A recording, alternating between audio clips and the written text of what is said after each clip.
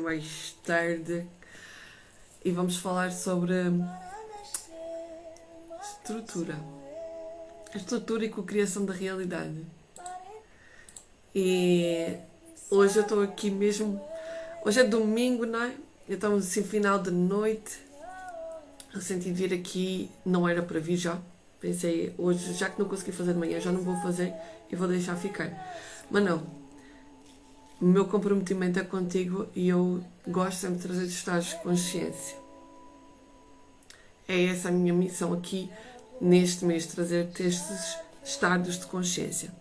E estava aqui a trabalhar, fazendo as minhas listinhas, o que é que eu tenho que fazer, como é que eu me organizo, e isso faz parte da nossa estrutura.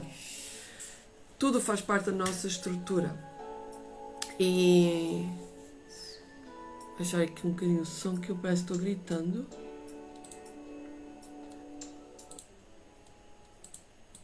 Gosto desta música da Sara Tavares. E antes que o Instagram nos manda abaixo. Então, se vais assistir a esta live gravada, este vídeo, se vais assistir como vídeo, se vais assistir no YouTube, se vais assistir aqui no Instagram, ela vai ficar aqui no Instagram, vou levá-la para o YouTube.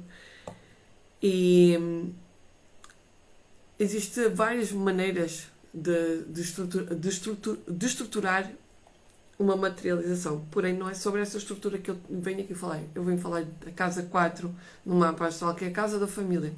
Este também é o mês da família, em que nós aliamos e nos alinhamos com a nossa família.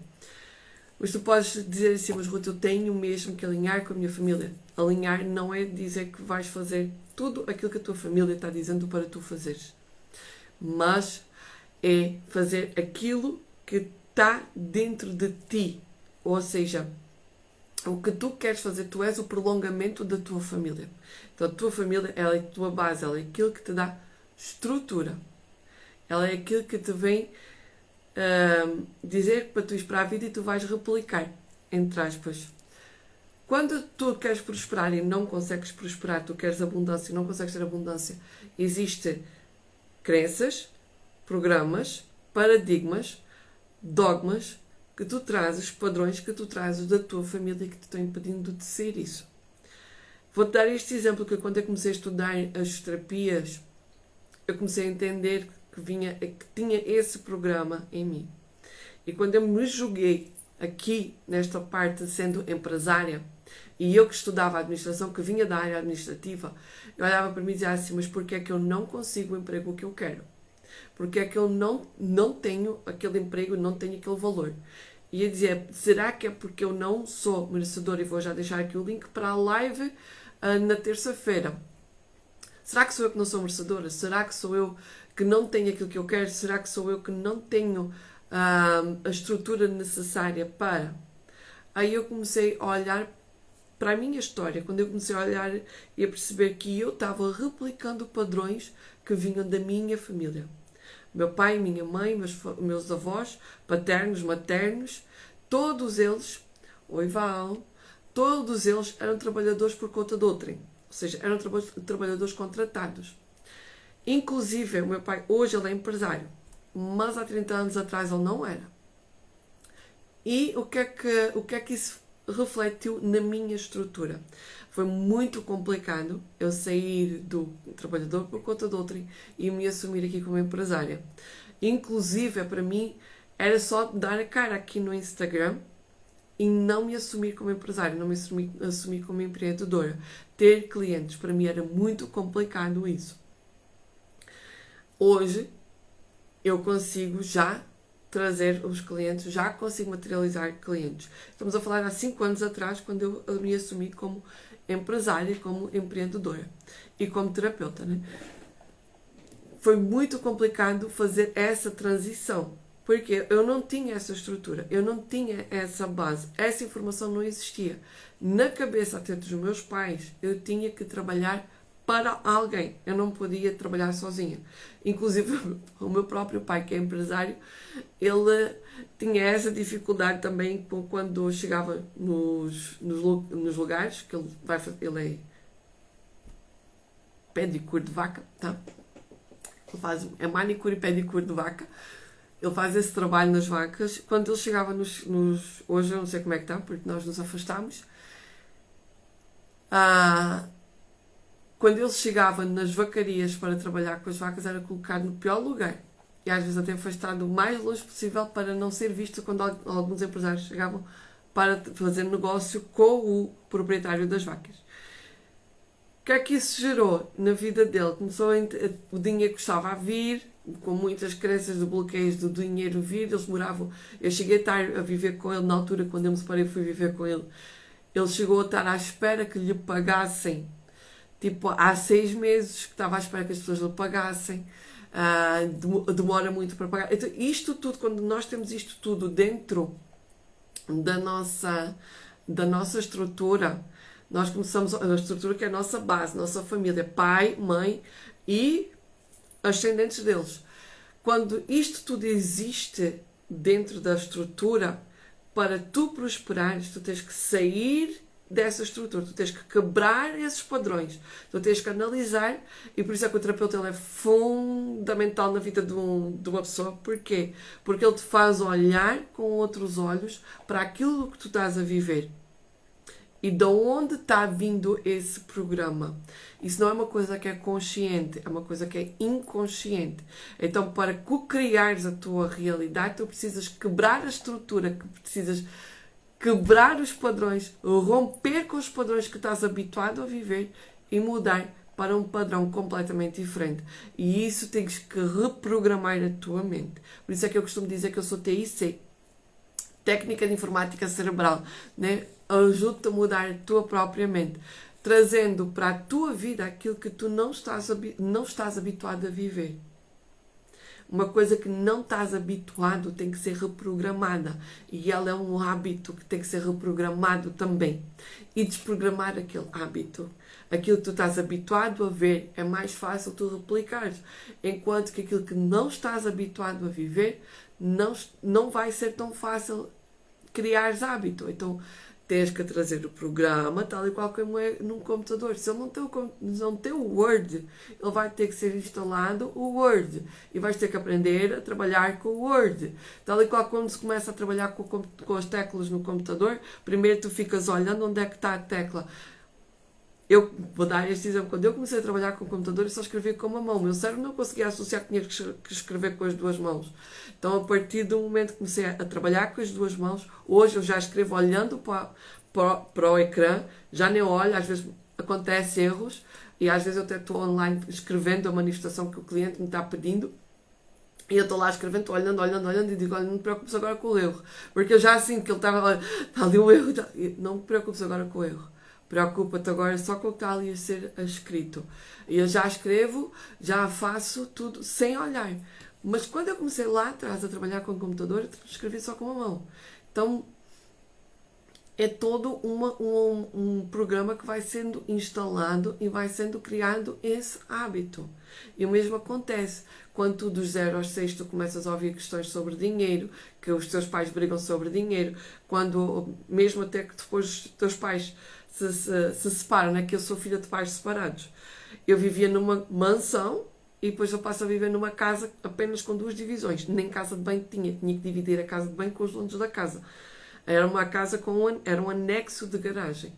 Então, quando eu faço essa transição da mansão, que tem 4 quartos, um anexo com 2 quartos, com 2 suítes, mais uma garagem incorporada na casa, um quintal que dava para construir mais 2 casas lá dentro. Imaginem, saio daquela mansão e vou viver para um anexo de garagem de apenas 2 quartos, onde um dos quartos era a cozinha e a sala e o outro era o quarto onde eu dormia com a minha mãe e o meu irmão.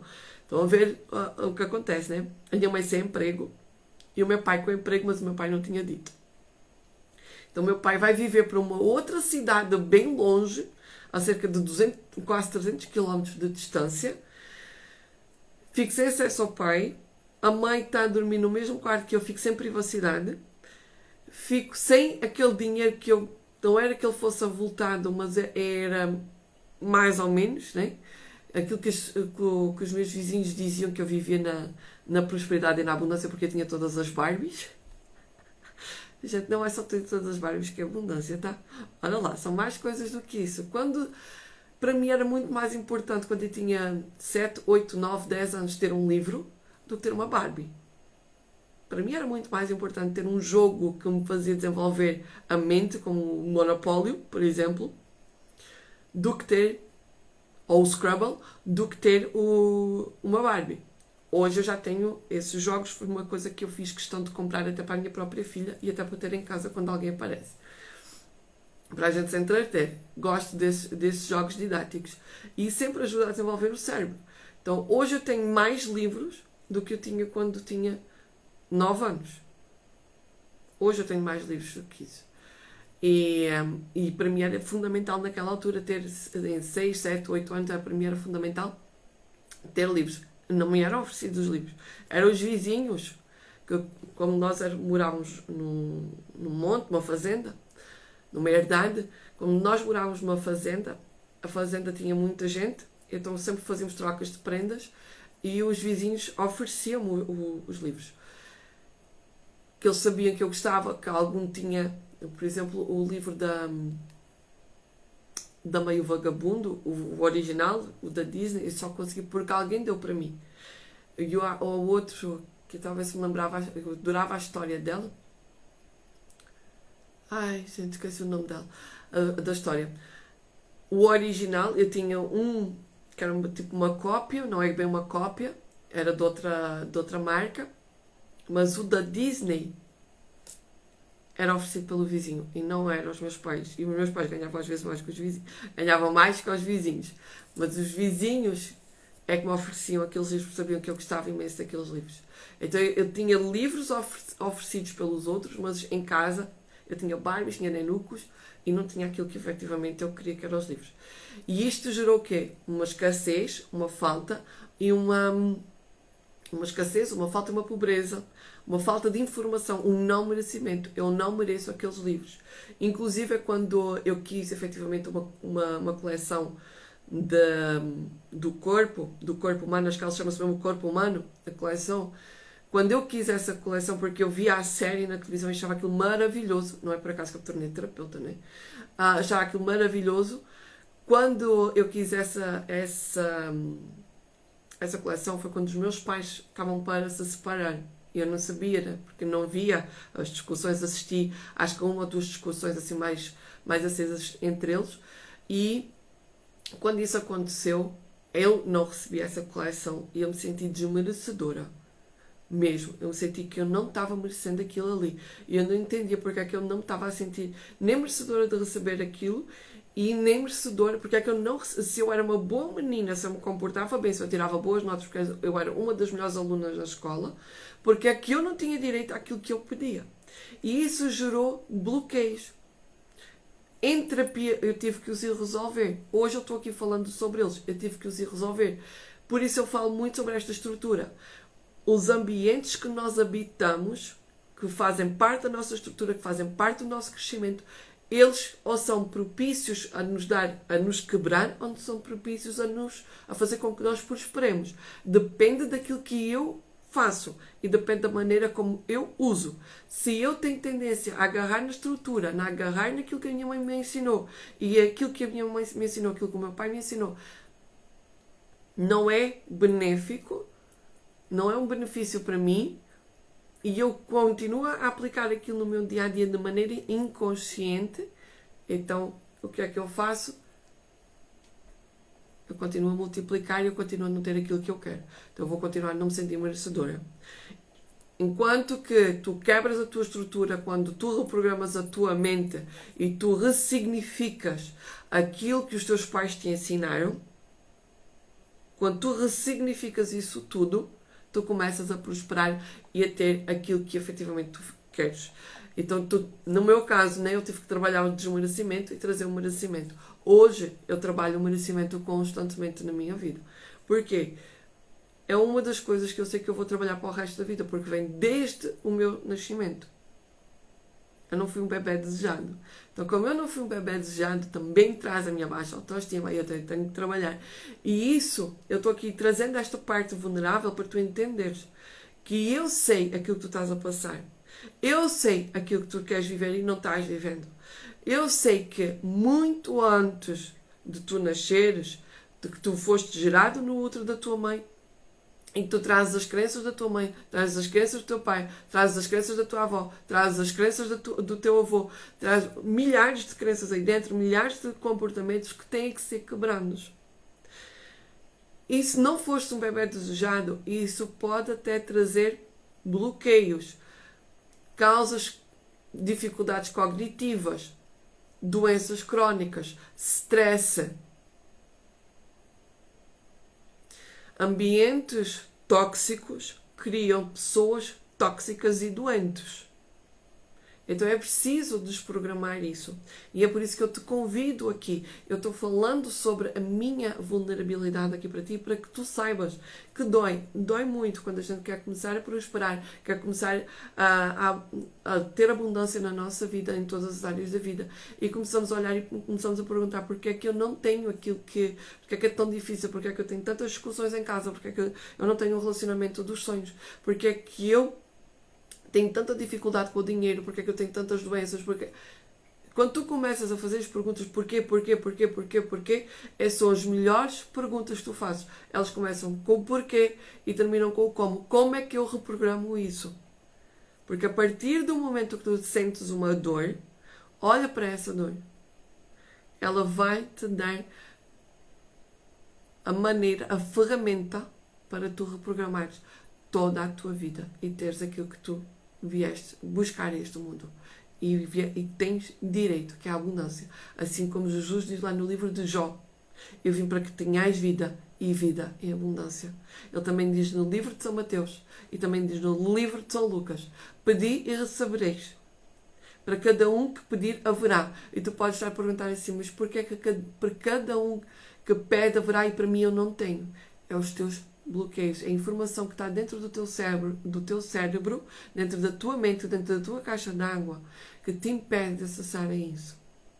E principalmente se passaste por várias dores, vários momentos em que tu viste que querias ter algo e te foi negado, quando tu passaste por isso e tu viste que não recebeste isso gerou um bloqueio no teu coração, nas tuas emoções. Então, quando isso gera esses bloqueios, é preciso desprogramar. Volto a falar, é preciso desprogramar e reprogramar e reprogramar. Vais fazer terapia para o resto da vida. Não é por acaso que nós terapeutas estamos aqui para te ensinar a fazer terapia. Até o Bruce Lipton fala isso no seu livro da Biologia da Crença. Ele cientista, ele biólogo, ele vem e diz que ele começou-se a reprogramar e a perceber que ele era um mau pai quando chegou nas terapias energéticas. Ele não diz quais foram aqueles que ele frequentou, mas ele percebeu que ele precisava reprogramar toda a sua mente, reprogramar todas as suas células, reprogramar todas as suas moléculas, reprogramar todos os seus átomos, para ele virar a pessoa que ele é hoje, que ele ainda está vivo, a pessoa que ele é hoje, e se tornar um bom pai. E dizer, no seu livro da Biologia da Crença, como ele diz, quase no fim do livro ele diz: hoje eu tenho orgulho nas minhas filhas, porque eu sei que eu ajudei elas a reprogramarem quem elas são. Ele se tornou um pai consciente, e um pai consciente, ele entende como reprogramar a mente do seu próprio filho para ele não ser e não ter uma vida tão dificultada como ele teve. É sobre isso que eu vim aqui falar hoje, sobre essa estrutura que tem que ser olhada para ser reprogramada. Terça-feira nós vamos falar sobre merecimento. Como é que se alinhamos com o merecimento e como é que nós manifestamos esse merecimento na nossa vida. Vou trazer uma vivência com a mesa da abundância. Vou-te falar sobre a mesa da prosperidade financeira, vou-te falar sobre a mesa dos relacionamentos e vou-te falar sobre a mesa da transmutação da chama violeta. Vou-te falar sobre as 4 mesas que eu canalizei. Então, se estás a assistir a esta live gravada, envia para mais amigos e já coloca o alarme para assistires à live na terça-feira, dia 9/4, às 11h11. Eu vou fazer live já chama as amigas, já programa, já mete no teu despertador, já mete na tua agenda sobre a live para participares às 11h11 da manhã. Para participares ou para assistires mais tarde, coloca o lembrete, vai aqui no sininho, ativa os lembretes, vai no YouTube, ativa os lembretes e vem assistir à live. Amanhã estou cá de manhã. Tá? Um cheiro, nos vemos amanhã.